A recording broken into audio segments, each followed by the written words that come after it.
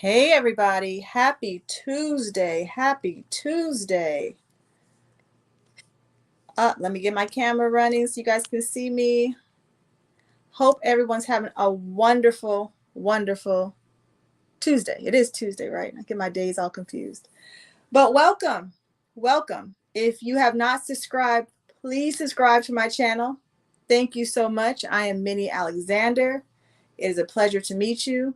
Thank you for listening to us, and obviously you're interested in the topic that we have tonight. We're going to dive deep. We're going to be raw with it. We're going to be honest. I think we need a lot more honesty in this world, right? So before I move on, let me introduce my wonderful, wonderful co-host, Queen Glover the Lover. Hey. Hello, good evening, everybody. Good evening, good evening. So how are you doing today? Fabulous, busy, and happy. Yeah. Yeah, Yeah. happy's good. Well, yeah, some days it's tougher than others, but today's a happy one, so I'm gonna ride that until the wheels fall off of it. There you go. I like your picture. It's very pretty. Oh, thank you, darling. That was from a wedding that I officiated this weekend. Oh, okay. Hooking people up. And after they fell in love, we're going to stay together forever, hopefully. Fingers crossed. Fingers crossed. All right. So, tonight's topic: how can Black women improve their relationships with Black men? Ooh, my gosh. So, okay. I want to say something real quick. If you are a Black woman watching this, we're not going for us. We're not going for us. Just I would like to make a space and a platform where we can hear each other. And tonight is the men's turn to talk and for us to listen. I think sometimes we're missing that. What do you think? Absolutely. I mean, we get defensive instead of really hearing, and it gets in the way of progress. Mm-hmm. Yeah, yeah, absolutely. Um, what I love to do, and I've said this in previous shows, I love talking to men. And I love talking to them when they know that what they say to me, they're not going to be judged. And I learn a lot. I don't know everything. I wouldn't sit up here and say I'm an expert on men, or I know men better than they know themselves. I'll never say no foolish stuff like that. But I do listen, and I do see patterns with certain things. And it's not just, and then tonight I didn't want to just talk about men in general. I want to talk about Black men. I want to talk about Black women. Um, I know people might say, "Oh, people are people," but I'm Black. We do things a little bit different. I mean, yeah, we're allowed to have our cultural colloquialisms and all that good stuff. I mean, everyone else does. So there shouldn't be any offense taken by specifying, especially because we are Black. So Yeah, such a funny world we live in. yeah, yeah. Because have you had the people come up and be like, "Well, what about this person?" We're not talking about them. We're talking about Black people. We're focused on us and trying to get some things figured out. I kind of feel like there's some kind of like we're not connected. There's some type of, is it the word disconnect? Yeah, that's the word disconnect. Yeah, That we kind of have to mend. absolutely. And sooner than later. Mm-hmm. Too many souls hurting. Girl, there's a lot of hurt in our community. It feels like we stab each other. A man stabs, and I'm talking about emotionally stabbing, not Yeah. physical. Oh, You absolutely. some I people, mean, let's hope it don't lead to that now. You came in here walking, but you might leave limping. I'm not trying to be that way tonight. girl. So just we spiritually just chip each other, crack each other, bruise each other, and it seems like there's no. We I'm gonna say we're very prideful people on both ends. You know, Absolutely. And when our pride and our ego starts to creep up, our ears close and we're on our own mission. And that's where we can't see each other, feel each other, or hear each other. So before we go on, Last night, I don't know if you were able to catch a little bit of that, Queen, but I was invited to a show. Chaos Reigns was the show. And Ooh. yeah, it was a really good show, girl. It was 3 hours, but people were asking me questions, and it was a really really good experience. We were talking about my book right here, A White Man's Whore. It's on Amazon. We kind of I All talked right. a bit about that. Yes. So thank you, Chaos Reigns. Thank you so much for inviting me on your show. If you guys have not subscribed to his channel, he has very good content. Go ahead and check it out. I might even put it in my description, his link after I'm done. So, all right. So, How did that leave you though? I need to know how you felt after you were done with that and having that type of engagement. How did you feel? you know what I have to say, and I'm gonna answer you. I don't really. So in the profession that I'm in, I ask that question of people all the time. Even in my personal life, I don't really have many people ask me how I feel. So thank you for asking me how I feel. Oh, absolutely. Um, I felt. I mean, in the beginning, I kind of felt a little uneasy because when I don't know Chaos Rain personally, so Mm-hmm. I don't really know what you're walking into. Especially on these YouTube streets, somebody can ambush you, which I'm always cool. I've never really let anybody just knock me off my coolness. But Okay. no, but they were very respectful. There was a lot of people in the chat. The host was bringing people up. They were asking me really good questions about interracial dating, about my book. It was lovely. It was lovely. I mean, and I love that environment where not everybody has to agree, but everybody's respectful and everybody's listening and no one's talking over each other. That's so beautiful. And that's good. All right. Starting the week off right. Yes. Mm-hmm. Mm-hmm. So we have to tell our guests soon, soon and very soon. I know that's not a start of some type of Christian song. I'm not, anyway, soon and very soon we are going to uh, give dating advice to people, one-on-one dating advice. Now, I feel like I'm qualified, but I know you're triple qualified. And can you please explain why you are triple qualified to give relationship advice? I wouldn't say that I'm triple qualified because anyone who has an intuitive and empathic nature um, and is good at communicating is qualified. But I am a certified matchmaker and it is what I do for a living. I'm also a wedding officiant. I Ooh, deal with love all day. I also make custom bridal and alter it. So, I mean, every aspect of dating I exist in. That's my realm. yes. But I appreciate the shout out, but I wouldn't say triple qualified. I definitely feel like we are, definitely equal, and you are a powerhouse. So I'm happy to be here with you, darling. Thank you. All right, so we do have a guest to come up. Um, and we have a lot of feedback from over this past week. So I posted on social media this question, and we're going to bring up our guest in a few minutes. The question is again, how can Black women improve the relationships with Black men? And I had a lot of Black men come and answer that question. And the crazy thing about it is, on my social media, I have women too. I have a lot of Black women, and not one Black woman chimed in besides myself and you to agree, disagree, comment. So I mean, I I don't think women are being receptive. I think when you see that you ask a group of men a direct question and a ton of women don't hop on and tout, their feelings or get defensive, it's a sure sign that you're moving in the right direction. It's a know. Okay. sure sign that people are paying attention. So I think that that's really what it is. I think that Black women genuinely want to know. Yeah.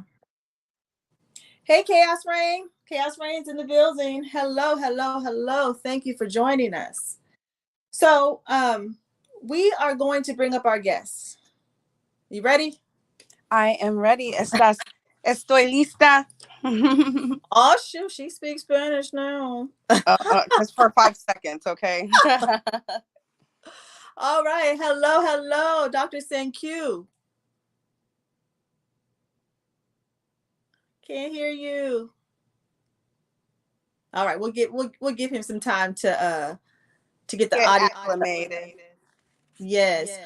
What might happen is Dr. Q, if you can hear us, you might have to go out and come back in. I'll let you back in. I might fix the audio. Okay. Oh, do you hear me talking twice? Can you hear me? Oh, there you are. It's crazy. I can't hear you. Okay, you I might see your go you, go I see your go lips out. moving and everything, but I can't hear anything you're saying. Okay, I'm Oh gonna man. just some technical difficulty. We'll figure it out. I'm gonna move him like this, and then give us a second. All right, let's do this. Okay.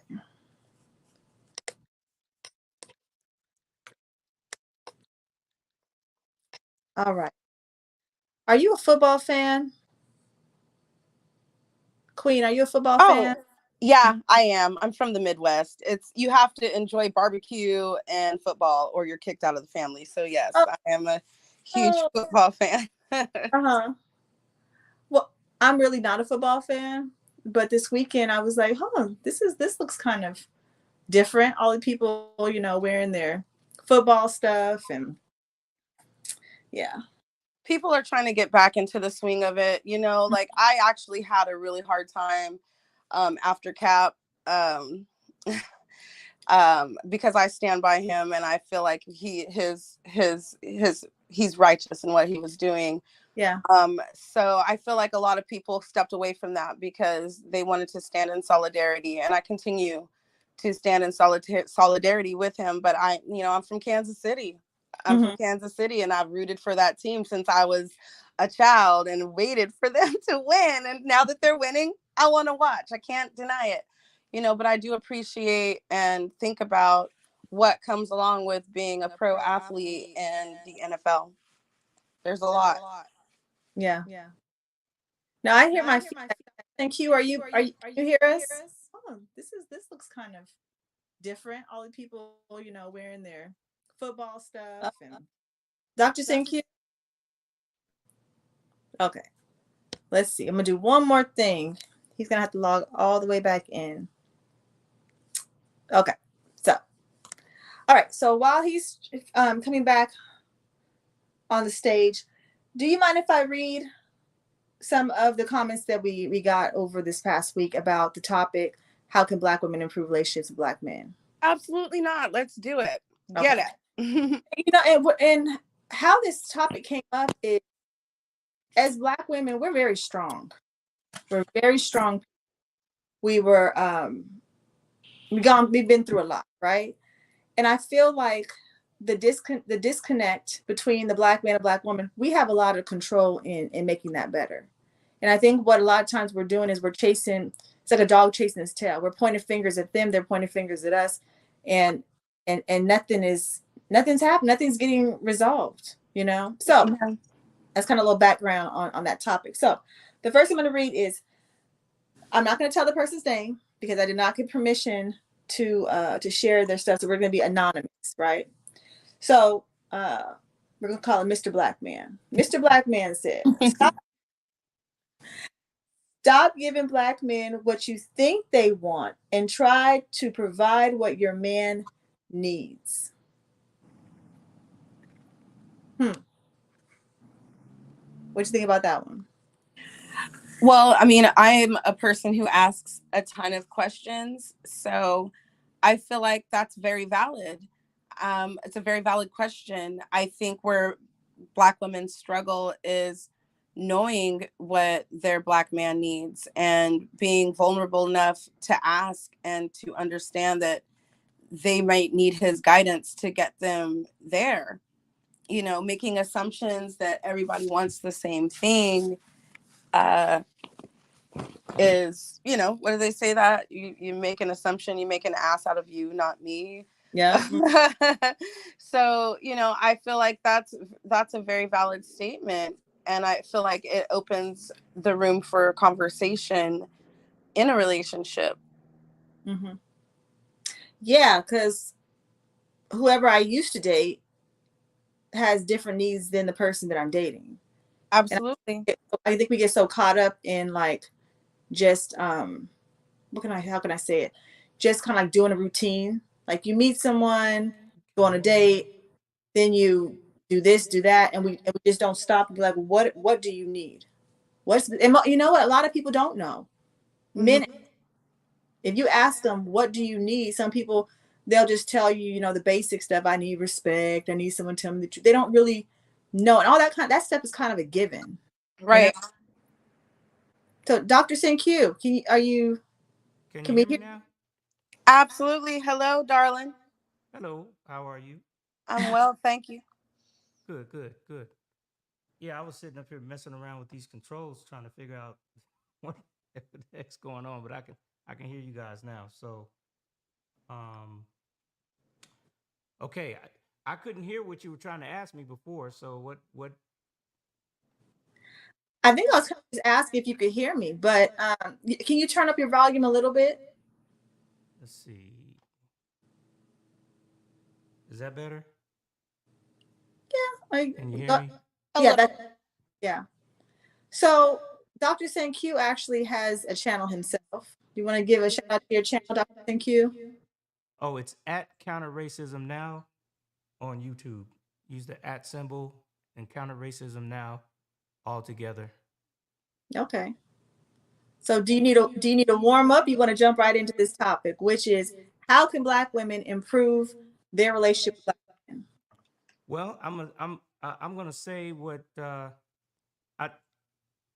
I sent the link out to my audience, and one of my audience members called me and started telling me, and I was like, hey, I want you to go to the episode. Click on the link, and it'll bring you to the channel, and then you can put your question, you can make your statement in the comments, right? Mm-hmm. But he said, man, tell them they just need to listen to us more. Yeah. And that kind of is, I think that's the main thing that I know from my own personal experiences and from communicating with other Black males. That's the main thing that's missing is the listening. Just being able to hear the whole thing out from point A to B without any interruptions, and also be willing to um,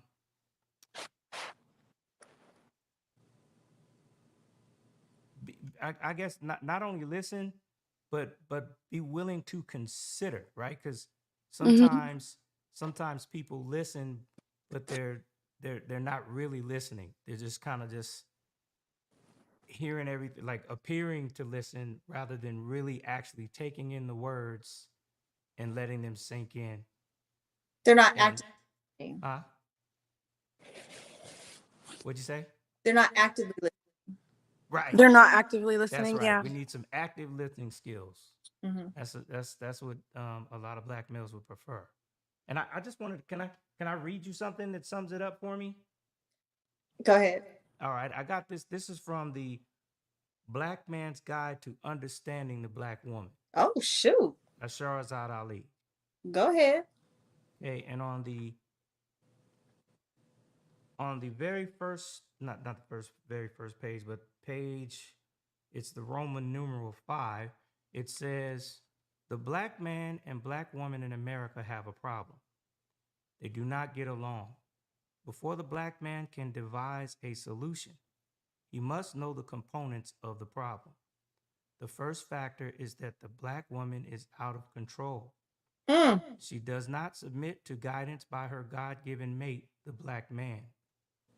Her intention to overpower and subdue the Black man is motivated by several factors, the most prevalent being her self inflicted, nearly nearly psychotic insecurity.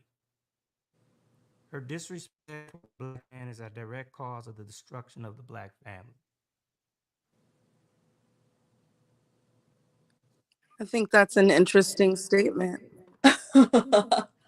You gonna get some hate letters, emails sent to me, Dr. Thank you, from some women. But No, that's not me and you. That's Sherazad Ali. and yes, and I've listened. Yeah, I've listened to some of that. Honestly, I agree. I agree. I don't have anything to argue with. I've seen, again, being in the Black community. Um, I've seen the madness. I've seen the chaos. I've seen the insanity, and it's crazy because it's like, again, my thing is, as Black women, we need to change. And a lot of Black women might be like, we don't need to change. We are who we are. We're this and we're that and we're this. Stop, stop. I We need to. feel, oh, go on. I'm so Oh, sorry. go ahead. I feel like I can agree with it because I see in the community there are definitely situations where that is very valid, like almost completely. Um, I did grow up with a family full of really strong and beautiful women, but not strong in the sense that they were over a masculine. They're not, too masculine or stomping on men. I grew up with a lot of women that came from a place of love, like just love. And a lot of, I was kind of lived in a bubble. So I didn't realize until I got out into the world that there were as many issues with Black men and Black women as there were. I mean, I knew there were some, I. Oh, what happened? Her internet. You still there, Dr. Thank you? Yep, I'm here. I was all into what she was saying too. And you know, Friends of brothers. There she oh, is. wait, Them. Queen, Oh, you kind of out a little bit. Back up about 15 oh, seconds. okay.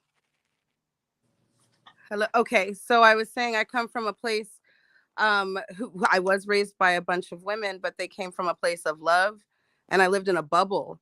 So I didn't realize that the grievances between Black men and Black women were so heavy. I came from a place where like I said, it was more like the crack epidemic, but I watched my mother and my grandmother and my great grandmother and my aunts, and we have a lot of male family. Like they're always like the only or one of two girls amongst 5 or 6 men. So I watched them uplift and support and hold back their tongues sometimes, and and then give it to them when they needed to hear it. Wow. So I grew up in a bubble. So when I got out my bubble, I was like, dang, it's ugly out here.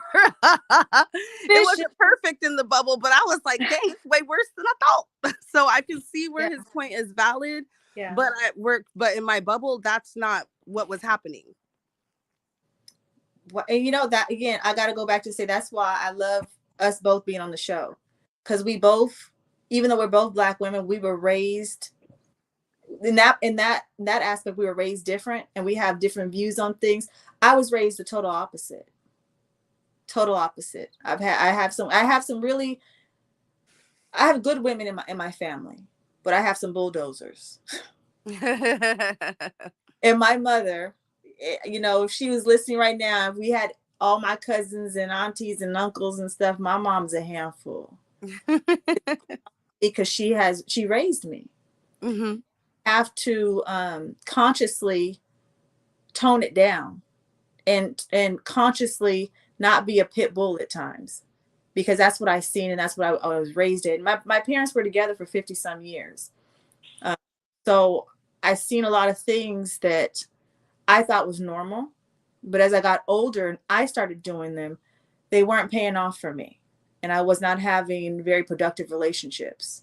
And I was not having very happy partners. I was a carbon copy of my mother. And my mother, she's a very good woman, sweetest woman ever. She'll give you the shirt off her back. But she's a very intense, I'm going to say intense woman. Uh, and I seen my dad have a lot of unnourished dreams. Hmm. Such an intense woman. And I was a daddy's little girl.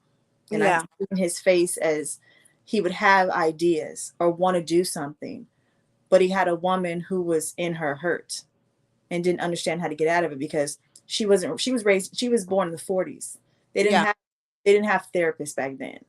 So I don't know what she witnessed, but um, she brought it along with her.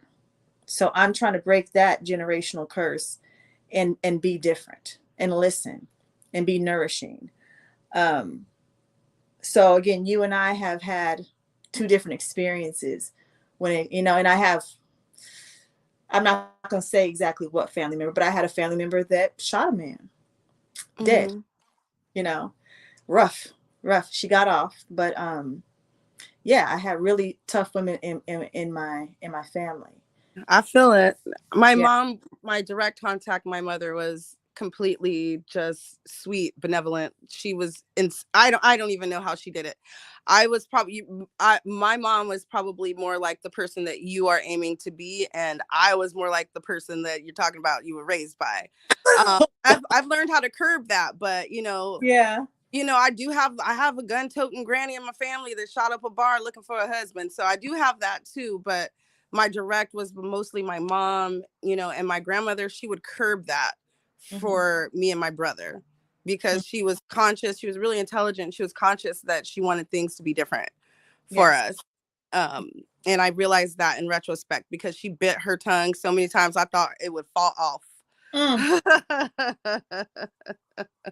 Yeah. But I'm grateful that she did, I'm grateful for that bubble. So, but I can see, I can see I understand that anger. I get it. That's Mm. why I say I'm not going to knock it because I understand that anger. I understand that frustration. I get where it comes from. Hmm.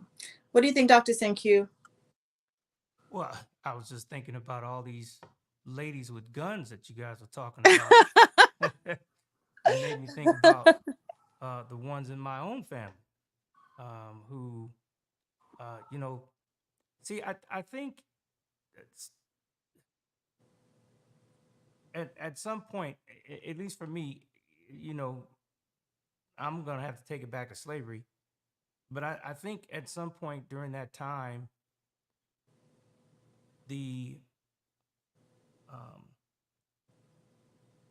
the black male, because a black male is a symbol of strength, right? The it's seen as the protector, the warrior, and I don't mean just the black male, but males in general have been seen like that for like thousands of years, and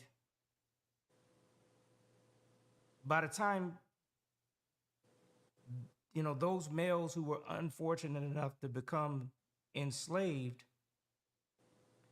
got placed in a position where they no longer were protectors. Yeah.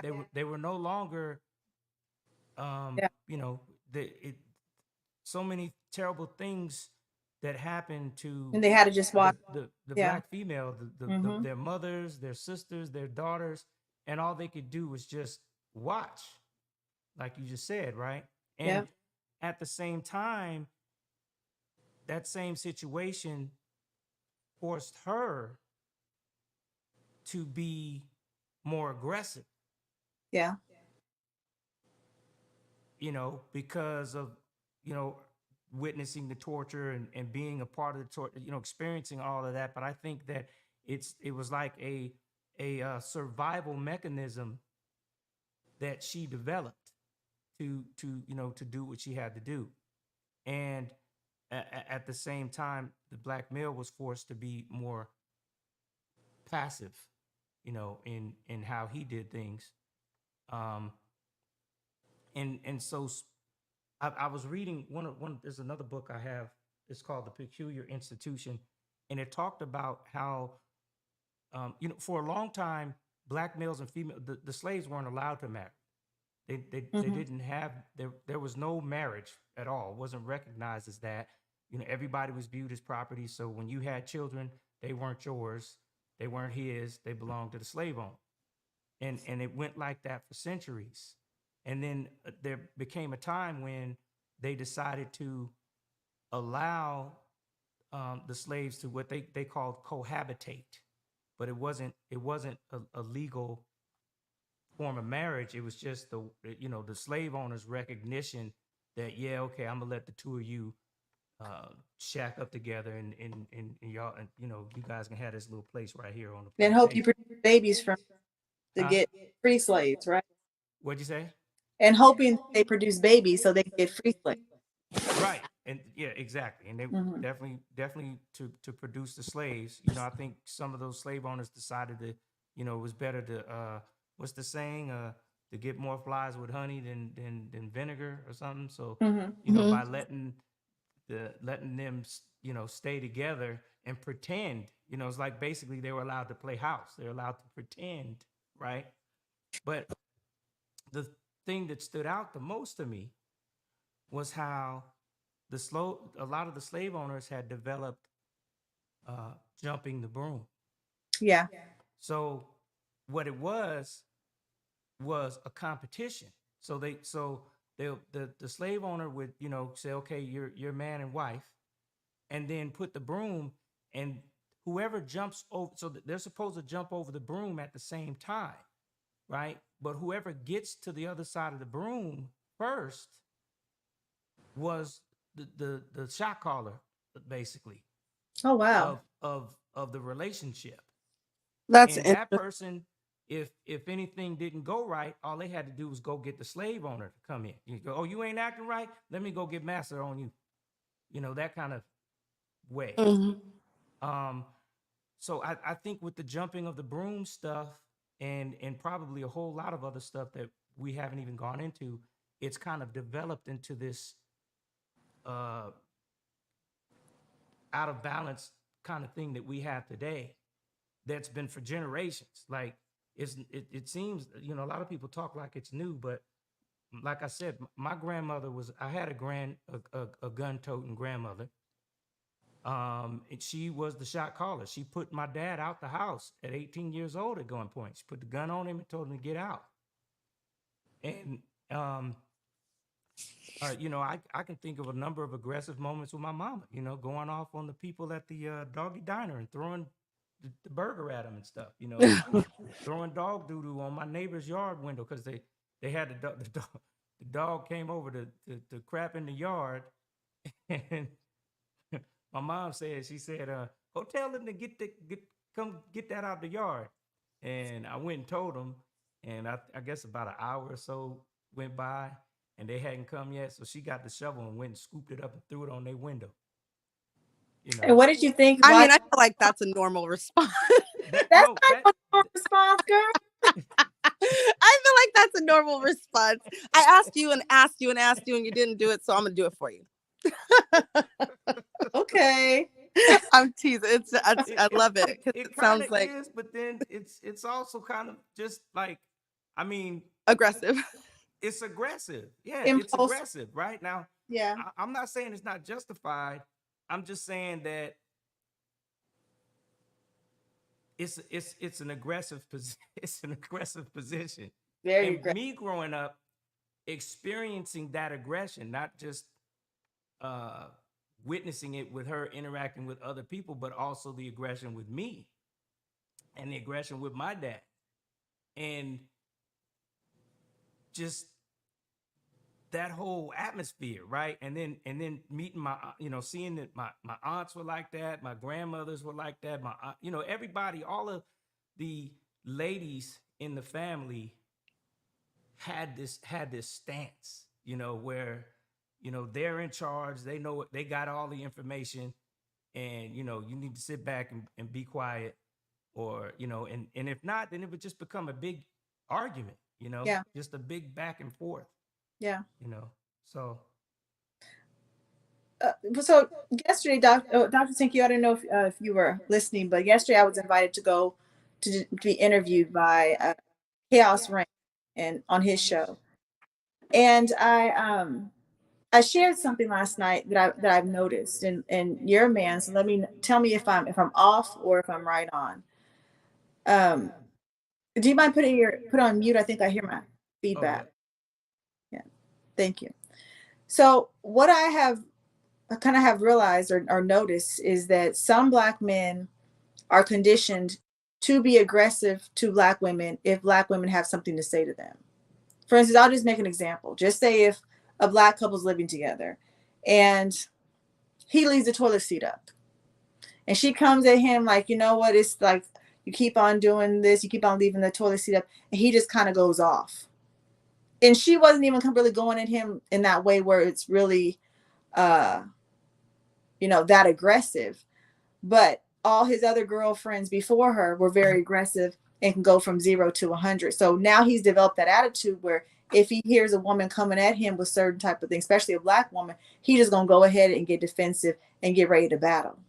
I've noticed that in my datings with black men, when I'm trying to come at them in a respectful way, it's like the attitude and really just kind of like I'm like, dang, can I say anything? Why are you acting like that? Do you feel that black men who have had contact with a lot of aggressive black women have developed that type of attitude with just them talking about simple things?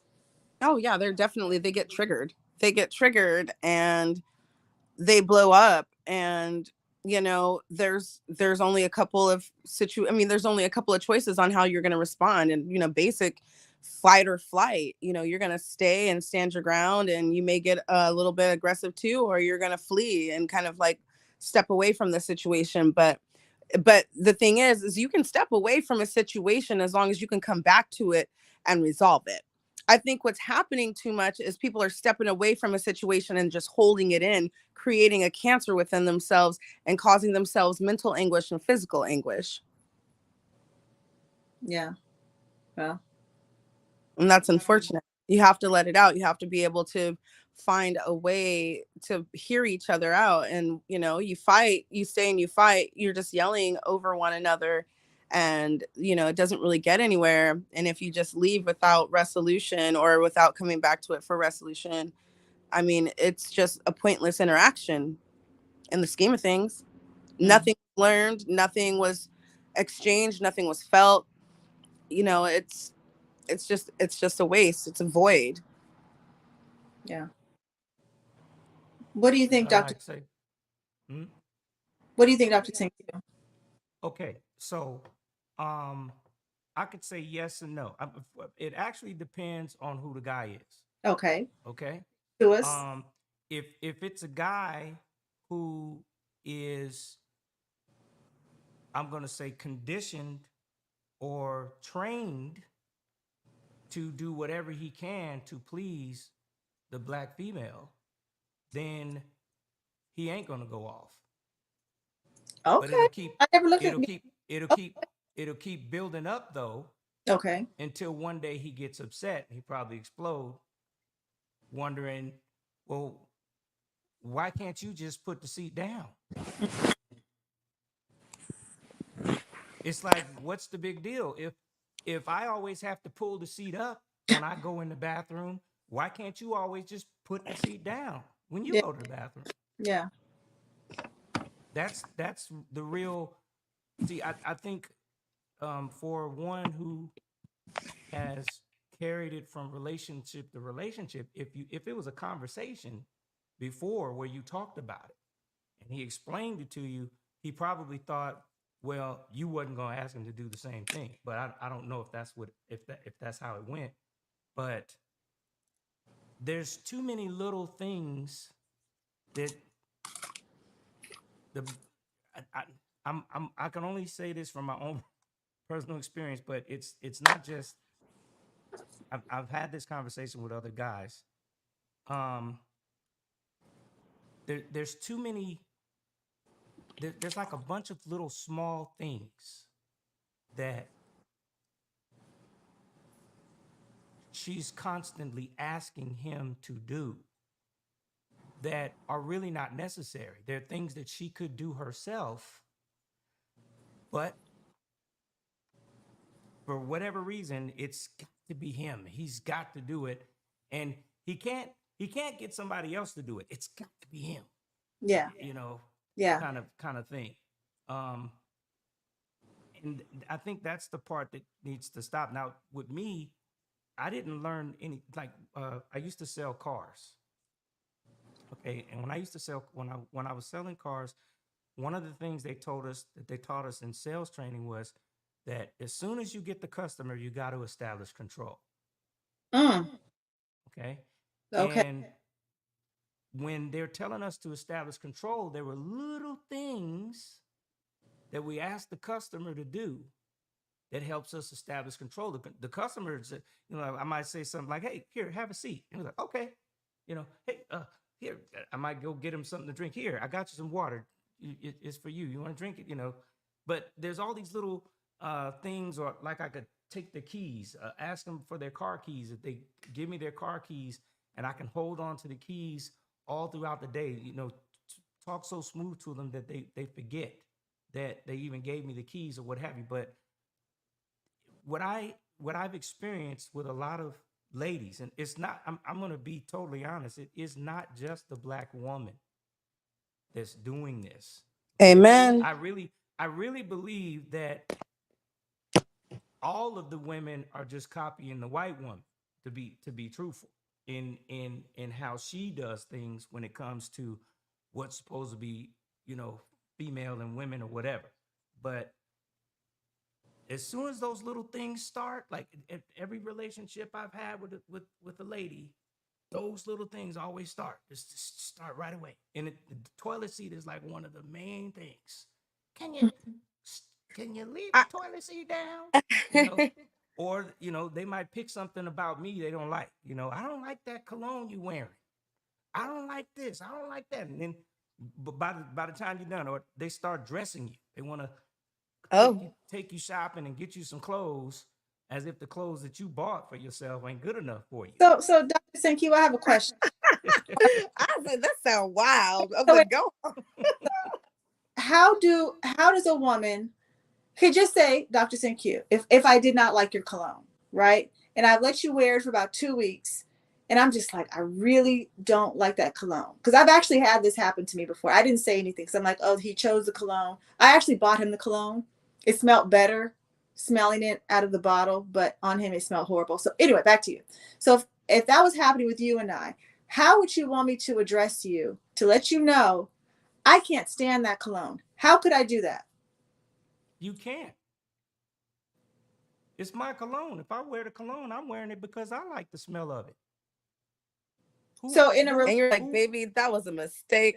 I what, mean, what I I'm don't know if you're getting compliments on it, but it smells, but if it's something they bought themselves, I would think you, if as their woman, would have smelt it. And if it bothered you in the beginning, you ignored one of your highest sensory details and went for it anyway for some other reason, unbeknownst to me. Like yeah, smell Okay, is and that's wait, huge. probably where wait a you minute, would wait tell a minute, them. wait a minute, Dr. Oh, Q. Can hmm, I flip it? Can I flip it real quick? yeah. Okay. What happens if you're dating a musty woman and that's her natural body odor? And you're If like, I'm dang. there won't be any dating. Right. Okay, the You very can't first get date, past that sensory the detail. How very could you? first date, if she's musty, then I'm gone. I'm not. Out. That's Okay, so okay, I'm because gonna throw because something I else took at the you. time. I took the time to clean myself up, so I can come to the date. So this is the thing. What I need to find is someone who would do the same. See, let me. Can I read you another part from So you go ahead, read. the Then after Black that, Woman's Guide? It's for just the one. comments. Go ahead, Dr. Q. It's just one paragraph. Where I have marked it too. Dang it. Oh, it says, um, peace and success. This is from Sherazad Ali. She says, peace and success comes from two people who are very much alike, people who are attracted based on similar needs and ideas. If the black man's woman disagrees with him on his basic principles concerning lifestyle, priorities, and goals, he will not be happy in his relationship with her. The black man takes a big risk and a time consuming chance by assuming that he will be able to sway her to his way of thinking as time goes by. At Mm, first, the differences may seem amusing or challenging, but as the seriousness of life prevails, he will find that it is no fun being with a woman who disagrees with him. There is no unity in that kind of match. things are only right to a certain extent, so there will be some issues throughout the life cycle that will have to be compromised. But the risk can be minimized by interviewing the black woman about her own ideas and finding out why she thinks the way she does. Boom. And that right there goes to, um, another book is the United Independent Compensatory Code System Concept by Neely Fuller, right? And Mr. Fuller says, Mr. Fuller just turned 94 a couple of weeks ago. In his observations of black male females relationships, he said it's been nothing but a total disaster. And he says he's come to the conclusion that that relationship can be summed up, the problem in the relationship can be summed up to three words: I I didn't did know. know. I didn't know. He said most of Dr. the time Yeah. we follow our physical attraction, we jump into bed, we have sex and everything, then we spend time getting to know each other. Yep. We done hit the Man. did everything, and that's where a lot of the problems begin, because after the sexual intercourse, there's a different way about you, right? You and him are both gonna have some certain expectations that you didn't have prior to that. Yeah. So a lot of problems are caused that way. That's why he's in his book, he's got like over 250 questions that you can ask each other before you have sexual intercourse, so you can get to know, to find out if that's the person for you or not. Because musty lady, she could be with a musty dude and they'd be all right together. Thank you. All right. Okay. Let's switch it up a little bit. So there's a few more comments I want to read. So I posted this question on my social media over the weekend. The question was, how can black women improve their relationship with black men? So the next person says, stop using men for money only. Don't ask for anything you don't do. Well, I mean, this could be okay. So my innate being, that every fiber in my body immediately says, if you are having an experience with all the women that you're with, just wanting your money, you have to evaluate within yourself, what am I putting out there that is inviting these women to enter my space? And the same would go for a woman, because women complain about all these men, they be needing help, and they only want to cuddle in the winter so they have a place to live, and then they're wild birds in the summer, and all that craziness, you know, and then they complain about it. But it's just like, okay, well, you see the warning signs before you hop on in. Why did you ignore them? What was it about them that intrigued you so much to ignore that one thing that ends up making you, that infuriates you in the end? you know so I that's my first innate thing. It's just like, that's the time where you like sit in the mirror and you do your little Kermit the Frog, Darth Vader face, whatever it is, whatever the meme is right now. That's when you sit in the mirror and you look at yourself, and you really have to ask yourself some really seriously deep questions. I don't like that a lot of black women are gold diggers. I do like the fact that, women do, some women have the accept that maybe a man can help them and support them. I don't mind that. I don't mind that. I don't mind that if the help and support is coming from the woman to the man in a way, as well. Because that, if he's providing financially, then she needs to be providing emotionally, intellectually, soulfully. It has to be an exchange. You know what I'm saying? It has to be a flow. It's a catch and release, a give and take. But yeah, so if the money is an issue, then you have to reevaluate. I'm sorry if that was a little too long, but that's how I feel about that thing right there. Real quick, Dr. Tinku, before you chime in, if you're going to chime in, I'm going to open the panel up in about a minute or two, or after Dr. Senku comments on that one comment. Let me read it one more time. I'll read the beginning of it, because the beginning of it is the most important. Stop using men for money only. That's what he said. What do you have to say about that, Dr. Senku? Stop using men for money only. Hmm. Well, That's kind I of huh? that's kind of self-explanatory, huh? Do you find that and again, we're talking about black women and black men. We're not talking about all women. Well, I want Um, to say, I want to say stop using men for period. Mm-hmm. Because I know, I know of some ladies who have, they use men for other things besides money. They need use men for rides. They use men. It's a number of um, I would just change that to say stop using men period, Period. Okay. because there's a number of people that have that in mind. Okay. Queen Glover the Lover, do you have any comments from your week research on this topic?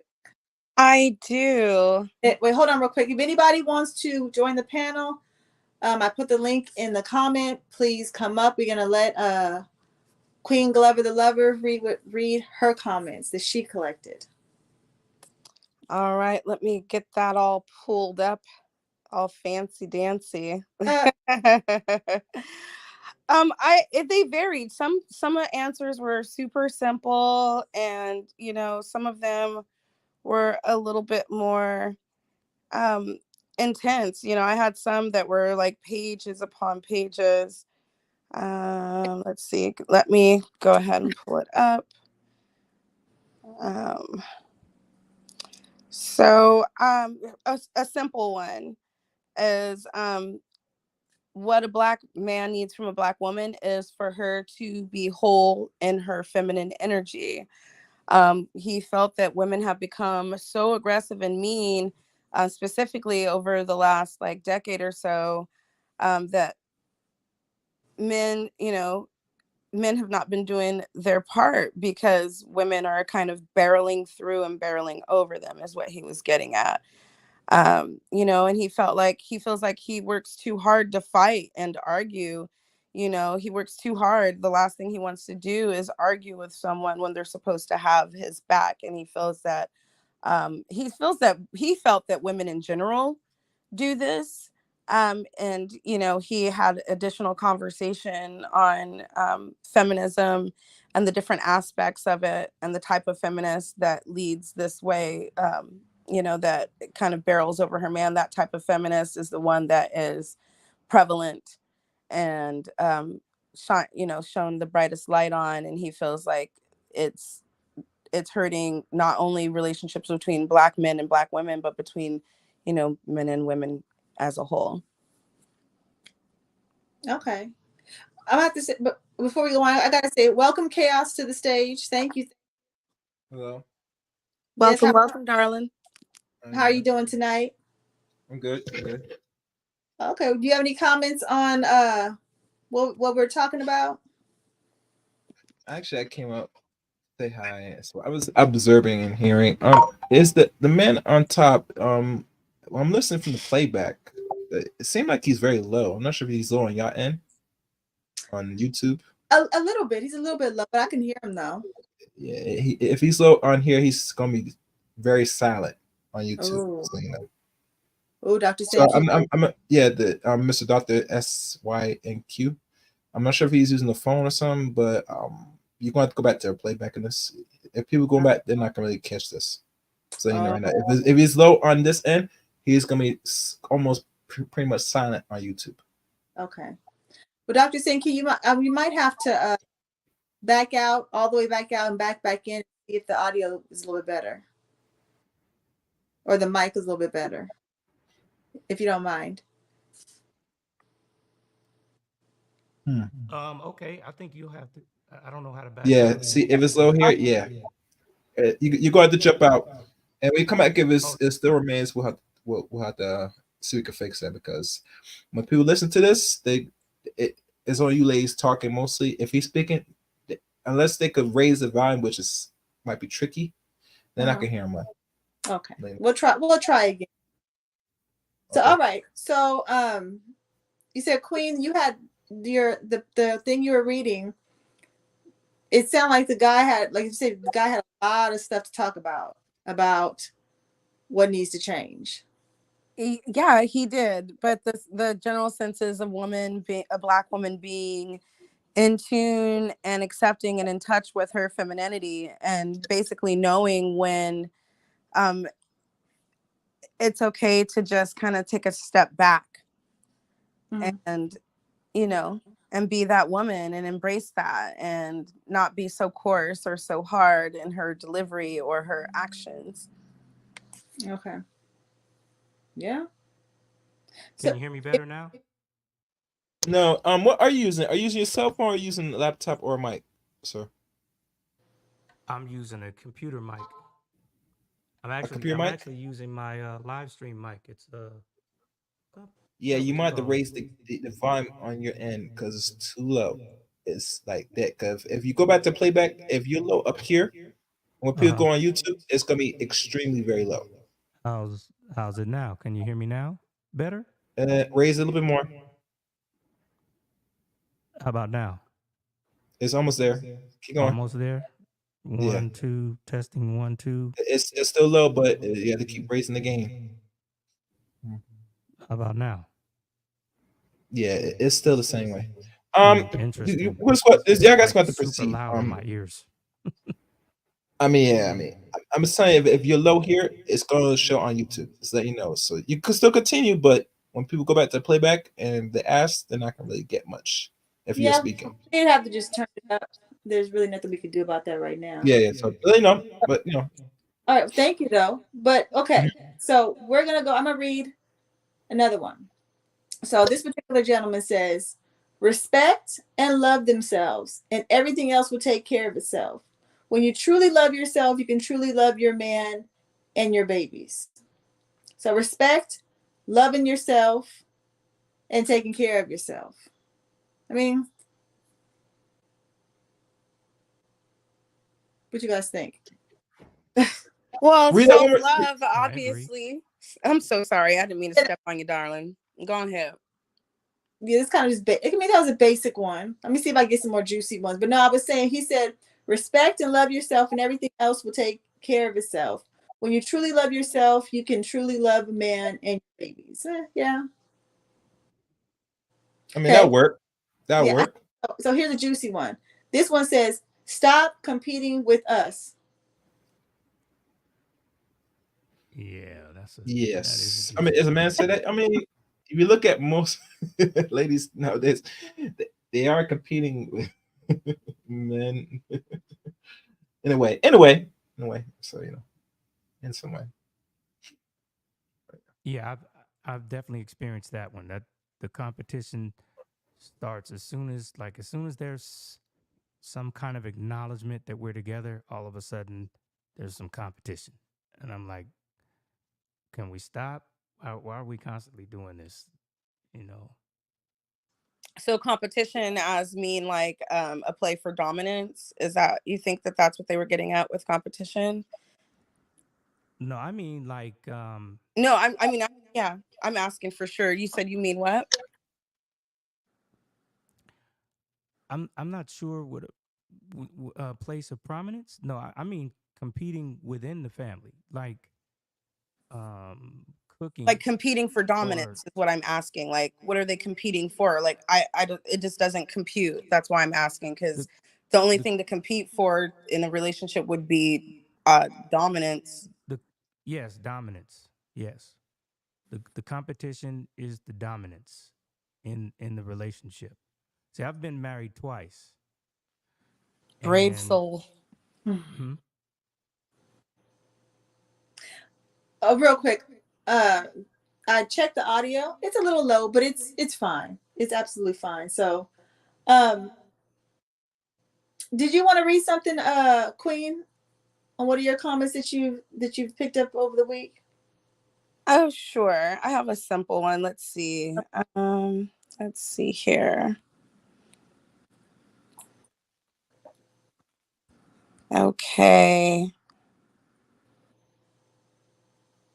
So, one of my friends, he's actually a dear friend. He said all he needs from a black woman is for her to have his back physically and mentally when needed. He wants to be able to have access, and he feels like black women put up a barrier and deny access to their physical and emotional support. Can you go back and read that again? says, all I need from a black woman is for her to have my back physically and mentally when needed. He feels like black women deny access in times with their physical or their physical protection of their man or their mental protection um, of their man, and I think that he's kind of talking about like standing up, not letting anyone step on their man, like whether that be their friends, because we know how sisters like to gossip and they'll be like, oh, well, that's what Shakita said or whatever, whoever, that's what Marie said, that's what Tamika said. So I kind of feel like it could be coming from that kind of place where the physical thing. I mean, because I'm not trying to be strapping, fighting out in the streets. I'm 40 now. I mean, in my 20s, I might, hold a brick from a dude. Uh, That ship has sailed because bones are fragile. so, so what do you think, Chaos? And that was kind of a guy in different ways. Can you repeat that one more time? Oh no, what she just read about. So how I interpreted it was basically like he was saying that black women don't stick up for their man. That's something that needs to change.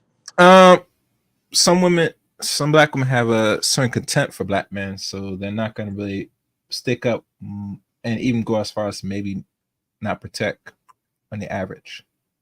Mm-hmm. So if they're not really stick up, it's because they don't respect the man altogether. Ooh, you said the R word. Absolutely. Respect. Respect. Yeah. Mm-hmm.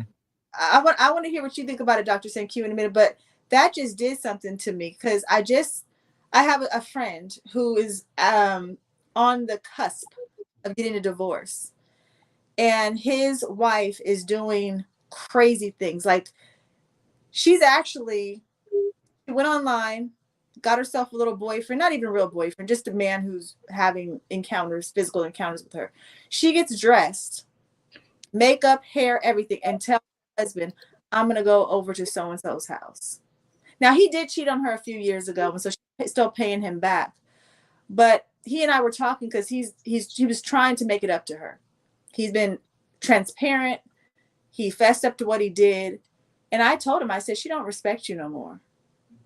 What married woman will sit there and get dressed, tell you she's going to her boyfriend's house, then come back and tell you what he did to her sexually?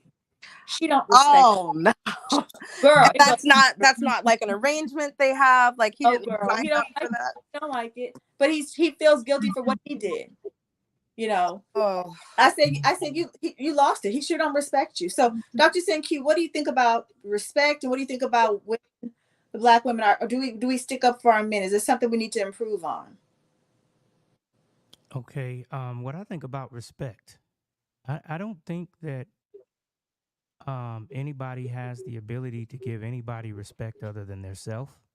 Okay. And I think that most of the time, what we're looking for is what we're incorrectly calling respect. We want courtesy. We really want people to be Okay. Okay. courteous Mm-hmm. and not be so rude and have such attitudes. And um now the other part that you said was what? The original question before it spun off to respect was, do black women stick up for their man? Oh, okay. Sometimes they do and sometimes they don't. I guess it just depends on the situation. Um, because I have an example, which is kind of like the competition part is in this. Okay. One time, my ex-wife and I, we went to this. We were, married at the time. We went to this event where it was a social game and an experiment, and basically the game was whoever had the most. They handed out all these chips. They had these bags with all these different color chips in them, and um, they wrote on the board which chips had the most value. So they had the white ones had value, the blue ones had value, the uh, green ones had value, and then the gold ones, the yellow ones had the most value, right? And uh, basically, we had to negotiate with each other. They gave us these chips, and we had to negotiate with each other. There's about 30 black people in the room, and we had to negotiate with each other to try to uh, be on top, be the person that had the most gold chips. Okay. Well, when they were handing out the chips, I noticed that you can see through the bag. So I started and it's supposed to be my wife, me and my wife, and other couples that were in there. It was supposed to be all of us against each other, right? With me and my wife as a team. And so I told her, I said, hey, look, the quickest way for us to get to the top, I said, just look in the bag and see where the yellow ones are. Grab all the gold ones, grab all the yellow ones, and me and you will be on top, right? She said, oh, no, that's cheating. No, we can't do that. I was like, but they told us we got to work together. We got to get on top, right? That She's like, sounds like the no. most logical way to do it. Hey, well, No, so no, the way I you're saying that you wanted to do it, that sounds logical. yeah, Like, come and on, girl, let's share I'm what we trying to get got. us, both on top, right? So, uh, she decides she don't even want to. They said that we could just leave and go to other teams if we wanted to, right? No, she didn't. She left me. She left me by Oh, myself, right? So I said, fine then. So I grabbed all the gold chips, and then I got on the top. I won. And they said, went around the room or whatever, and they asked me, said, how did you get on the top? And I got ready to tell them, and she jumps up, hold on. I got something to tell y'all. He cheated. He cheated. Wow. oh no, game over. Do do do. And so they by the way, it was black women running the event. They were running the whole event. They made all the rules and everything. They let her know that they purposely put the chips in see-through bags because they wanted to see who was going to be able to take advantage of an Dang, opportunity that they saw. dang. She So made, she really made got her. her face cracked then. But this is after we're married. So what I'm saying is, if you go back to them questions, you find out how people are, try to get to know them before you start having that sexual intercourse, and there probably won't be so much of that back and forth like that, because you start to resent. I think we start to resent each other when we don't do, like, let's just say she asked me to change the perfume, the cologne, and I said, hell no, I'm not changing this cologne. It's my cologne. She gonna resent me now because she's like, well, he don't love me enough because he ain't meeting my wishes, and it's just cologne. You know what I'm saying? So I think that goes into like love languages too. Like the toilet seat thing specifically, it's ruminated in my brain. It's important because yes, it seems like such a small thing. I grew up with a brother that never. But anyway, so it doesn't bother me that much, but the love language of acts of service, that simple, putting down the toilet is worth more than a dozen roses. And that's that person's love language. So I think what also people aren't doing is finding people who match or speak or deliver their love languages. They're not speaking the same language. They're all speaking a foreign tongue, even in love. And it's a catastrophe, plain and simple. Yeah, yeah. Well, all right. I got another one. I got another one for you guys. Where is it? Learn how to submit and how to follow. What do you think about that, Chaos? Black women need to learn how to submit and learn how to follow. Is that a problem we have? You need to submit. Oh, Yes, submission is a taboo word.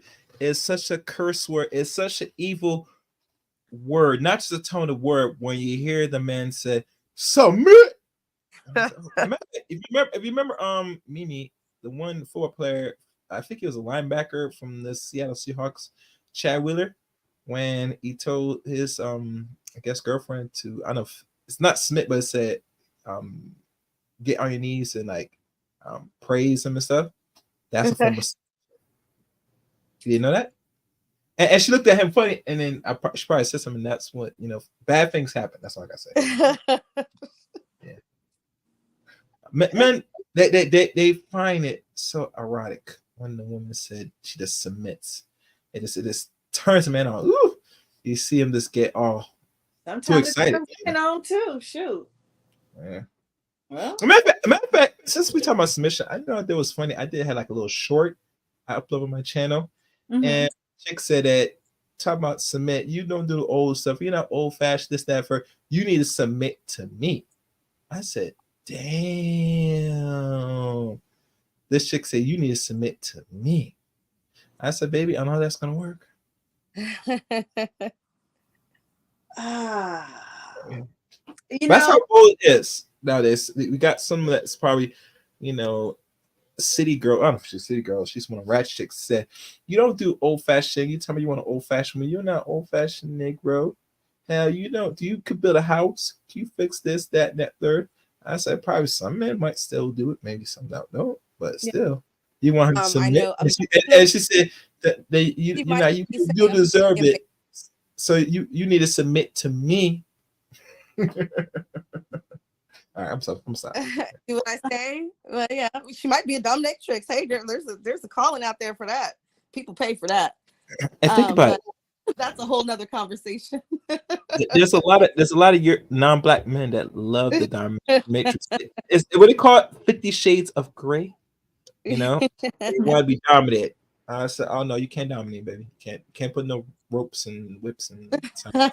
No, you already listened. That was we ain't going back there, right? That's what you're Yeah, saying. I ain't work." Mm. Oh, I think submit, like he said, it sounds like a nasty word, and sometimes it is. Sometimes it's used derogatory in a disgusting light that makes me want to burn something. There's that aggression that's inside very deep, but there's something so simple about submission. Like, for instance, say a man is planning a trip for his woman. Some women, instead of letting him plan it, trusting that he has the good sense to know what she likes, what she'll want to do, she submits and lets him take care of it. But then there's the other, which I've been guilty of doing, that wants to micromanage. It's like, oh, okay, well, where are we going? Well, when are we flying out? Like, well, why are we flying out that time? Like, why does that even make any sense? Well, why are you doing this?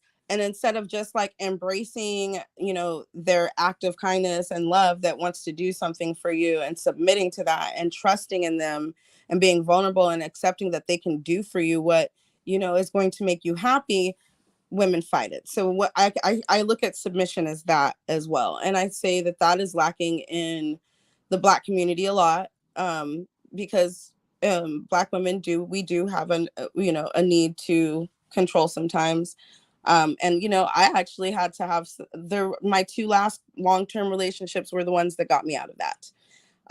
They're into some other things, but definitely out of that. You But know. sometimes, huh? Go ahead. Go ahead. Oh, I was just gonna say, but sometimes, I needed that mirror. I needed that shown to me. I needed that told to me. I needed to know how it was coming off. No one had mentioned it before, but I noticed that my way of being that way was kind of aggravating, but no one was telling me. And it took two people that I love and, love me very deeply to really wake me up to how that is kind of like a form of submission and being vulnerable and releasing control. Yeah. You know. So as I get older and as I learn myself and how I somewhat think how a healthy relationship could be. It's easy to think of how a healthy relationship could be when you're not practicing it with someone. But but every relationship, or even just dating somebody, I learn more about myself. And myself, I have grown to like, and I'll use the word submit to certain kind of men. And I was talking to a man about this, and I was telling him, and it's up for to argue if you want to, but I think it's in every woman to want to somewhat submit to a man. But we have a lot of things that over years and again experience of seeing other women and how they act. I think a lot of us suppress it. But I believe when you get with the right man and you realize that it's suppressed and you realize you have it inside of you, it makes life a lot easier. But it takes trust. I was in this conversation with this one guy. I was telling him that every woman has it inside of them. He says no, they don't. But he was saying it takes trust, and it does. There's two ways in my dating experience I have submitted. One, a man made me submit by brute force. It was a very abusive relationship, and I was more in survival mode, me submitting. Mhm. And then number two, someone who's treated me really, really well, and it felt good to submit, and I trusted him, and I loved it. It was mindless. Like when we went places, went on vacation, went out to eat, wherever, I didn't have to think. I didn't have to think, is this restaurant going to be good? No, it's always good. I didn't have to think, oh, did he buy the tickets yet? No, he bought the Right? tickets. Oh my God, so So it's good. easy for me So just to breathe and know. And I know everything that this man touched when it came to me was good, great, and it was pleasing. And I could just go ahead. I don't have to question. I don't got to look. I don't got to question because I trust him because he built that with me. And I love that. I would love to get back to that. But like I tell a lot of women, you can't submit to every man. You can't, because you might submit and follow a man. You might follow him off a cliff somewhere, a financial cliff or a woo. cliff. So you have to build that. They have to build that trust with you, and you have to know I don't got to question anything. He got it. Yeah. What do you think, Doctor Senku? I think if they, oh, how's my mic? Can you hear me? Yeah, we Yeah, can hear. you're good. I Solid. think that if that's what they agree to, um, yeah, I haven't seen it. You know, like I've known that. So what am I trying to say? That when it's the right guy, I'll submit. Is if if she's very insecure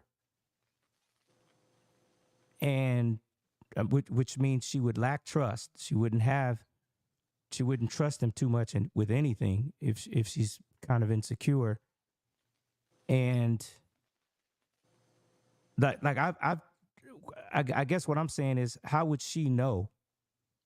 Uh, she would have to have some knowledge of whatever it is that he's getting her to submit to in order for her to know if in order for her to trust what he's saying, which I guess would mean that, you know, you basically have to agree with him. He's got to be somebody that you agree with in It order for has you to to be submit someone to him. that a woman feels safe with. Safety, Well, secure, protected. Safe, secure, protected. no, I got you on that, Right. but Yeah, no. That's the the, easiest way to gain the trust is, and if she's insecure, even a insecure woman can be turned around by a man that makes her feel safe and protected. She right. will So want to come out of that because she will see worth and value in him treating her and creating an environment that is safe and secure. And she will find value in that and find security in that, which will help her grow. Now, not every woman is smart enough or in I would tune think enough that she would have to that she would have to have some type of knowledge of what it means to be safe, right? it's a feeling though. It's a Well, feeling. I understand it's a feeling, It's and organic. oftentimes the feelings could be incorrect, right? There are some guys who, I mean, Jeffrey Dahmer. If you think of Jeffrey Dahmer, he doesn't look like somebody that would safely protect you, but he was a killer, right? Now now But, it comes but again. This that's Go ahead. oh no, no, you go ahead, darling. You go ahead. So Go the ahead. experience that I'm talking about, it wasn't like date number one, I trust this person. It was, and you have to compare. When you're dating people, you compare. So I'm like, okay, this particular man, if he says he's going to do this, it's done. It wasn't like in the past where someone says they're going to do something and all of a sudden they forget. He was very transparent. I was able to come over his house all the time. We talked all the, he had a different flow where I'm like, I could trust this man. Everything is Right. open to me. And he was a man of his word, and he was a Yeah. man of class. Yeah. So in Someone comparing, you agree with. yeah, I trusted him because he gave me no reason not to. Right. So yeah, if you want to say I agree with, I absolutely did, and I trusted and agreed that everything that we did, even if I didn't know was going to turn, what was going to be around the corner, I trusted that it was going to be good, and it always was. Right. Yeah, and I believe that that's the only way it's going to work. Mm-hmm. He has to be someone that she agrees with. Mm-hmm. And because I've seen, there are some guys out there who what I guess what I'm saying is they don't look like they know how to protect you, but they can. Yeah. And you But may judge protection is based so on much how their appearance is that physical. you don't But feel protection is protected because so they're much not more. like a buff dude or you But know what I'm that's saying? not real protection. That's just looking on the outside. Protection is a feeling. It's not about looking at them and be like, can they tackle that guy down? Because that's only a small aspect of protection. Like what I'm inviting you to do, because I actually agree with what you're saying. I'm just expanding upon it just a little bit. Because as a woman, protection is like definitely one of my big things. And it It's wasn't just everyone's about physically thing. protected. Yeah, a woman wants to feel safe and protected, and my husband, who was my ex-husband, was the shortest man I ever dated. He is, and I married him 5'6", and I was like one of those little short people. No, I'll never do that. Mm-hmm. But there was a feeling of security, safety, protection that transcended the physical muscle. It was a mental protection, it was a physical protection, it was a spiritual protection. And And it you made me submitted to want him. to agree with him, because if Yeah. he was keeping me safe, then I want to stay in that realm and agree. So I feel you. You do become, it becomes an agreement, but I feel like it starts with safety, security, protection. Yeah, absolutely. It absolutely does. It always does. Like I said, I don't know. I think that's. I've never heard any female or woman say that. I've never heard them never say that they didn't want to feel safe or protected. That's like automatic, But the reality is that the black male cannot protect you from everything that he should be able to protect you from. And so I'm not sure if that feeling would be 100%, but from my perspective, I think it should be an agreement. If because some guys could be perfectly fine submitting to her as long as they like Minnie said they're not going over a cliff, right? Because she can take him over a cliff too, right? Yeah. Absolutely, So absolutely. so So, there are some guys out there. I think some males and females who don't mind um, having the guy submit and she runs things. Because I hear this stuff, oh, she's going to be miserable because she's not in charge and all this kind of stuff. But there are a lot of guys. There's a lot of guys out there that don't know what the hell they're doing, Right, right? that's true. So you could be you could be trusting them. You could say, well, I'm the female, he's the male. I'm supposed to submit. Let me submit, and y'all end up going off the damn cliff. And then what then? or wake up It's all over, right? with HIV or something. Yeah, that Oh, too. Or no. That too. So to bring, for me, from my perspective, I say that they should just have an agreement. And if they really get to know each other, there are some certain things that he may need to submit to her for, and vice versa. Mm-hmm. She may have a degree in business management, and he's trying to start a business, and he don't know nothing, but because he's the man, uh, she ain't gonna say nothing to him, and the whole business gets destroyed. You see what I'm right. saying? Yes, amen. I agree. I concur. Or So Dr. Q, or if she asks him to change his cologne, he just changes his cologne.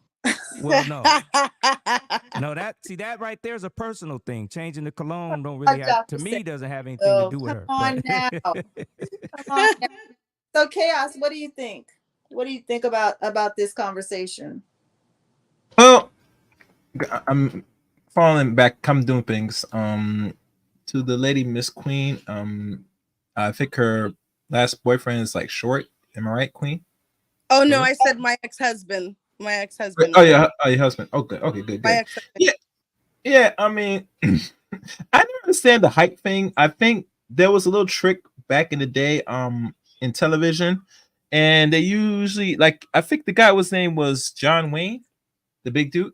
The story was they when they designed the sets and people entering like the houses of the time, the westerns, they kind of shape in a way where it makes the man look actually taller, but he really I think he was like under 5'9". I gotta double check how big the tall dude. He was like probably maybe a husband height, maybe inch or less. So humans overall are not tall people. I think the average height, globally, especially in America, you find a man maybe at most maybe touching 5'9" or peaking 5'10", average. So when people say that they look for people that's 6 feet and taller or just above, there's not a lot of tall men out here. I mean, I probably exception. I'm probably around the 6 feet range, but I never knew I was like enigma. I thought usually when I find someone that might be taller than me, I could probably tell, but I never think that height was such a big issue with women until I came across the internet. Yeah, that's, Yeah, I it love is. I As a love matchmaker, that I part. experienced that. That is one of my hardest things to get over with some of my with my lady clients. Like they get stuck on that. And as a Mhm. person who was stuck on it, was turned around on it, I have to use that experience to get them to wiggle on it. But it is something that women are super firm on, especially if they pay in to get the date. Okay. For sure. Mhm. And I hear these excuses when women say, "Well, the man's short. He's a narcissist. He has an Napoleon complex. All this." I said, "Listen, listen, listen. Knowing man that's short, they got to act and be more tough, baby, because he's going to deal with someone that's mostly going to be at least an inch or two or three tall than him. So he has to act a certain way. You get me? I mean, I'm not sure that about this is a Napoleon Napoleon. complex. I mean, But it makes some sense. It's survival. yes, it's survival. If you think about your great old former leaders, like Napoleon actually, or some of them, they were like below 5'8". Yeah, Attila the Hun, I think, was like 5'4". Yeah, yeah, not tall people. And there were some were great thinkers and some were great warriors too. Well, everybody has their preference, and I prefer them a little taller. Like I said, I'm 5'4". I prefer them a little taller and not too skinny. So So have Yeah, we you all have our so preferences. Minnie, have you ever Yes. dated a man that's 5'6", or been around a man that was that short? I have, and I've gotten used to it. You get used to it. Okay, But okay. so I'm gonna just go here. So in certain physical things that you do when you're together, Yeah. they don't weigh as much. It's like, and our feet are right by each other, like their shoulders are lined up with me. Versus a taller man, it's like they weigh more, they cover more area, if you know what I mean. When I But take it wrapped around you, like it wrapped around you, and you can feel the whole hug, and sometimes he might pick you up just to make you feel, ooh, and you feel so, oh, this is special. Yeah, I know y'all women get blushed and say, "Oh, this is such a," I mean, because think about it. And who was the tallest man you even dealt with? Mimi, I never asked this question. I didn't get to it. ooh, uh, sick, I believe. I am 5 feet tall and he was 6'5". And let me tell you something, I grew up climbing trees and it was a good thing I knew how. Mhm. Okay, what about you, Mimi? 6'6", around 6'6". God damn, you were dealing with a basketball player or a Three, I think football. 300. He was like 300, right? Yeah, Yeah, too heavy though. But yeah. yeah. Yeah, no, it won't show. But you got to understand one thing hard for a lot of men, and I say this myself. One thing we don't want to exceed as a man, we don't want to exceed 300 pounds, no matter what height. If we're 7 feet, maybe, but once you're around, cause think about it, certain athletes in certain leagues, they monitor the weight closely and they know their player is around 300 pounds, they tell them you have to slim down because they know that there is a disadvantage and serious health consequences. You look at Zion Williams, he's 6'7", probably 6'8". One time he blew up 300 pounds. They had to cut him down because the minute he started getting the court, he get injured quicker. Well, Foot this prop, guy's not playing all no that stuff. basketball. I think he was just No, I just mean not playing ball, but it's deeper than just the athletics. It's just there's a lot more health complications once we yeah, threshold over that threshold. yeah. A lot of He had things go down here. Yeah. sleep apnea, and I'm pretty sure it's because of the weight. But it was so everybody holds their weight different. So he distributed his weight very. It was distributed Like very well. evenly Yeah, throughout. big legs, big arms, big shoulders, tall. Just it was distributed very well. He looked very good in his clothes. 6'6". I mean, that's pretty tall. 6'5", 6'6". That's tall. Yeah, Yeah. I was like, I think I came to him like right here when I stood next to him. Yeah. Yeah, Right near his shoulders, so I didn't even. I was underneath his shoulders. yeah. Aww. So at times to give you a kiss, he's going to have to bend down and kiss you. Oh yeah, yeah. Really go all the way down, like all the way down. Or pick her up. Okay. Yeah. Or yeah. Okay. That's the spirit. That's the spirit, queen. That's the spirit. Yeah. Pick her up. Yeah. Pick you up, baby. Oh gosh. Okay. So I would like to talk about two more comments on my side, and Queen, if you have some comments that you would want to chat about, we could do that. So one that stuck out to me with this topic, and this topic is how can Black women improve their relationships with Black men? This particular gentleman said, and this one, I think a lot of ladies, we don't acknowledge. Understand. So this man says, understand our feelings are just as important as yours. Teach. Yeah. And again, I wasn't raised where we're taught that men can cry, that men Go on, babe. I'm so sorry. can get any kind of emotions besides rage or, I wasn't taught that. So I remember the first time I saw a guy cry, it was kind of a turnoff. I was a lot younger. And as I've grown again, doing my own self evaluations and stuff, I ask men how are they doing, and I don't know if they really understand. I'm asking them because I'm really asking because I really want to know. Can you guys hear me? Okay. Yeah. Yes. Okay. So I don't know if they really realize when I ask them, I really am concerned. How are they feeling? And now if I see a man cry, to me, it doesn't make him less of a man. It just means at that point in time, that's what he was feeling. And actually, I feel honored now. If a man cries in front of me, it's a real cry. I actually feel honored. Like he actually is doing this in front of me. And now what am I going to do? Am I going to comfort him? Am I going to hold him? Am I just going to sit with him? That's a moment, you know? You said if it's a real cry? So I say that because I had a narcissistic ex-boyfriend that when I try to get away, he would cry. He was diagnosed as a narcissist, or is I'm that gonna your... kill I'm gonna do something to myself. So that's why I say the real cry. Got it. Yeah. Okay. So what do you guys think about that? About men and their feelings? They're important too, right? Yeah, absolutely. And being humble enough to step aside and get out of your own feelings to match that of your partner's is key. Mm-hmm. Mm-hmm. It's key. Mm-hmm. Yeah. So what do you guys think? So the men on the panel, do you guys feel like your emotions have to be suppressed in front of women or period? In the society, men are supposed to suppress their emotions in the society. Mm-hmm. Mm-hmm. Yeah, I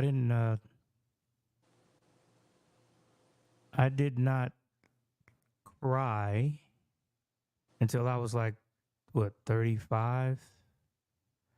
I mean, I cried before, I think before I was like when I was a little one, but I always heard stop crying. You're a man. Be a man. Stop crying. So I think it was I was around 30. I know I was in my 30s, my mid 30s, and I was just thinking about some stuff, and I decided to go in the bathroom and cry. Cried in the dark because I didn't want nobody to know. Oh wait, that was the second time, but it was about the same thing. But he's right. I agree with him because society kind of just puts this thing on you as a male, as if crying is weak, is some type of weakness. But I since found that it's um when you hold that in, when you hold those emotions in, it's what can make you explode and end up doing things you regret. And that crying allows, just like it does with the female, it allows the male to release. It allows him to release that pressure that he may be going through.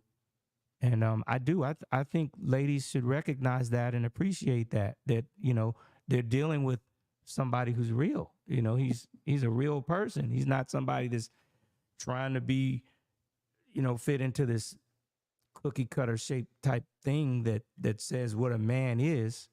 you know you're getting the authentic person. Now, as I was asking you about real, because I never even thought about a guy fake crying or whatever, but damn. Yeah. So I think as a woman, and again, a Black woman, because that's the topic, I think that one of the things that we need to improve on is, again, making the environment where it is safe and okay for our men to have those emotions, those strong emotions, and let him know that we don't think any less of him. I think that's what a lot of us are failing to do. Absolutely. I mean, and if you really want to get at it, we really need to, as mothers, make a place for our sons that allow them to have and experience that array of emotion and sensitivity that's necessary to, get things, to show them how to properly get things out without imploding or exploding. Mm-hmm. I mean, that kind of keeping stuff in like that it causes sickness, physical sickness, and then you expel it and it causes wreckage and turmoil. So, we as women, as partners, we definitely need to get in touch and listen, and not just listen. I have on my body, I have it says speak with no words.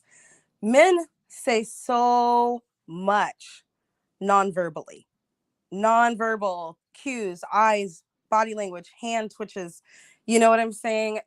You have to be able to speak their language. Sometimes you have to like listen and understand that they're going to speak to you with no words. So you have to be there on a freaking metaphysical level with someone if you're really going to try to make a life with them, because you're going to have to be able to pick up those cues.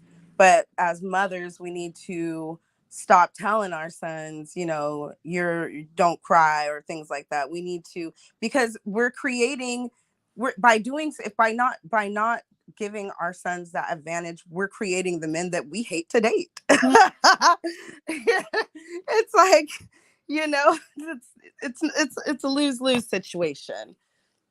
Yeah, yeah, I agree. So, Queen, do you have a comment that last comment for the night that you find is interesting that you want to talk about? There is one. It's kind of long. Not too long. He's just wordy. He's a writer. Okay. It says acceptance. Accept that her requirements or preferences are only valid when she respects the requirements or preferences of her man. Men are inclined to accept I'm not in her league, so I'm not her preference, and literally not even holler at a sis. So when that sis says out loud, oh, he got to be tall, fit, and 90K plus salary, most men be like, no problem, that ain't me. So yeah, he goes on ad nauseum, but it's kind of like a double play. It's like accepting that each party has preferences and requirements, and understanding that, But also understanding that men kind of go for what they feel, is going to work for them, because women can be so blasé and, with the rigidity of their desires, wants, requirements, preferences, that they let outrule what's going on in their hearts, what's going on in their minds, what's going on in their spirit. Okay. Okay. Yeah. Well, what do you guys have to say about that? Mm, no, I don't think I much have a comment. I mean, because like I said, I'm multitasking. No, no Uh, worries. I love it. Your honesty is awesome. my thing is this. There's some work to be done. But when we talk about what the ladies could do, the men are asking for not too much. They're asking simple things. I think women make it more complicated because they really want to say, "You're going to accept what I have to offer. I am not going to do nothing different," and that's fine. But the problem is, who are you trying to have someone buy it now in this present day? Because the men, as they voice their opinions with the help of social media, they're telling they're not buying that. So I mean, you keep on this hamster wheel and see where it takes you, but you're going to be stuck in the same direction. Oh man, men are simple. I think ladies make it complicated because all they feel in their mind is, I just show up. I might swing this little tail thing here. Give them this, the wet, and Oh, wow. he's mine. I mean, it might work for some dudes that don't get enough. It might work for some, but it's not Uh-huh. work for all them dudes. Either if they can get access to it or not. And I'll be Okay. honest with you, after a while, it does really play out as a man. I tell women many times, you have to make yourself very versatile. And that just to hold the man or hold the man attention. For some reason. If you just that's all you're just going to give him, I mean, it's going to dry up very quickly. Depending where the state of mind or conscious the man is at. Yeah. Now, if it's immature, it will go farther. But as men get older, their immaturity starts to straighten up. Hopefully, God willing. I mean, some men still they act like they're young boys, but that's a raising, grooming thing. That's all I'm saying. So I feel like we're getting to the end of this wonderful conversation. So I have one more thing to throw out there, and then one more comment to read. So what I'm throwing out there is, how about Black women's mouths? Because I see someone in the comment section, both sides of the conversation, said silent. So I'm assuming that this person is saying that women don't speak, which is kind of impossible. But what do you guys what do you guys think about women's mouths and how they speak, and if It's a weapon. could it be damaging, and how could it be better? It's her weapon. It's a what? It's she uses her mouth as a weapon It could be. a lot Yeah. of times. I Yeah. think I think that um, the majority of conflicts that that go on between women is the majority of those conflicts are done with their mouths. They fight more with their mouths than they do physically, as opposed to guys who are the opposite. We tend to some words get to a certain point, You'll start. it's time to start punching, Yeah. you know. And so um it would be nice if the black female would extend that courtesy to the black male, as to recognize that her mouth could be used as a weapon, and that um she shouldn't use it. She should allow him to say what he's got to say, and and give him space. A lot of times, if a guy is he's done heard everything you said, you made him feel tiny, real small, after he heard everything you said, and he's like trying to walk away and get away, and so he doesn't have to get physical, and you follow him. You decide you're gonna follow him and add some more to the situation, right? I think that's what a lot of times Yeah. the Yeah. guys and a lot of ladies take advantage of this idea that they think the guy is not going to hit them, right? So it's like, okay, well, I'm a woman. He ain't gonna hit me, so I'm gonna say this, and I'm gonna say this, and I'm gonna say this, because he is not gonna hit me. And then She when gets he crosses that line and hits you, and it's all of a sudden, oh my God, you hit me, you hit women. This is what you do. When it's um like Queen said, I was just thinking about what she was talking about the body language, right? And you when you're paying attention to that body language, you'll be able to see when it's time to shut up. It's time to be yeah. quiet Yeah. and just let it alone, Um, but the main thing I wanted to say, just because this is my last time speaking, right?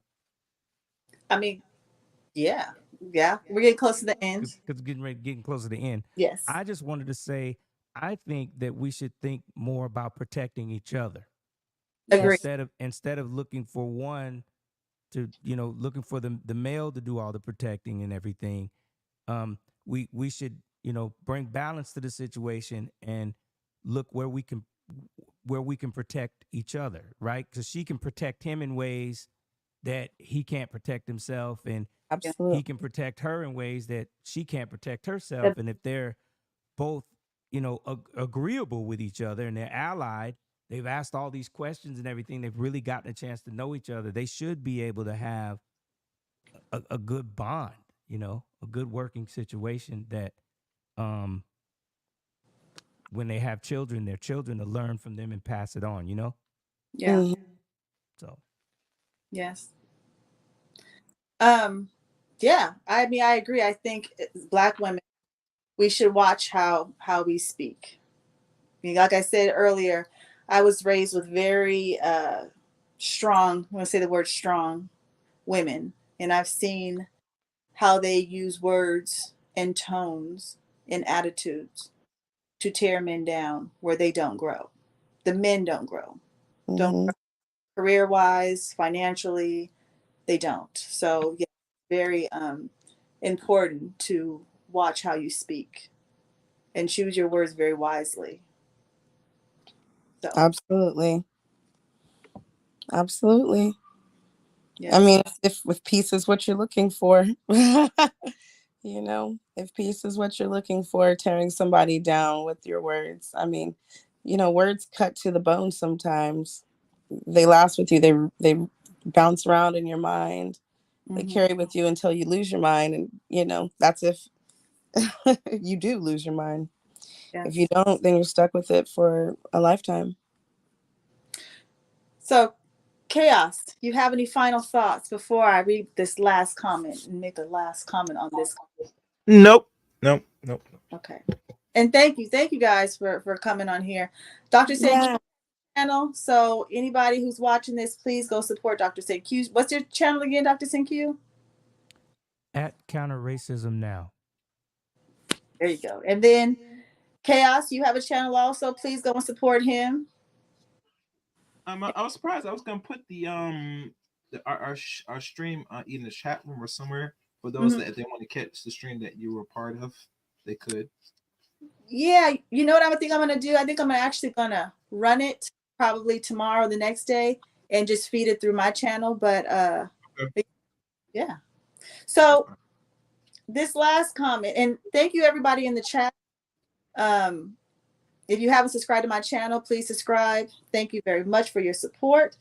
So this last man made a comment, and on his profile picture, he put, let me see, let me read it. Something about he only dates Latina. So that's his mindset. It's a black man. So he simply commented when I asked the question, what can black women do to improve relationships with black men? He put, you can't. I don't believe that. I don't. Well, obviously he's a pessimist. And I mean, and there's, what are you going to do with that kind of statement? That means their mind isn't even evolved enough to try to solve a problem. You're not a problem solver then. Thank you for revealing yourself. Now step down and waste there. Okay, bye. That's how I take that. Period. I'd like to say, he found what happened was he found a so-called Latina who agreed with him. That's all he found, possibly because um, I've I've dated all types of ladies, and they're all the behaviors are the same. The Thank behaviors are the same. Everybody, wants to keep saying, "Oh, go get your Mexican, you won't have that problem. Get your Filipina, you won't have that problem. Go to Colombia, passport dudes, and all that kind of stuff." And the behaviors are the same pretty much. It Mhm. she once she's just from my experience, once she sees you're her man, there's the toilets. They all talk about the toilet seat. Everybody, okay. Yes. The whole series of there's a book, this lady named Esther Villar, she wrote a book called The Manipulated Man. Have y'all ever heard of that? never. She received all types of death threats from women Oh. Wow. when she wrote this book, but it's called The Manipulated Man. And in that book, she breaks down this whole process of how men are manipulated by ladies from damn near from birth. Like Mm, just all these things that men do, or are expected to do.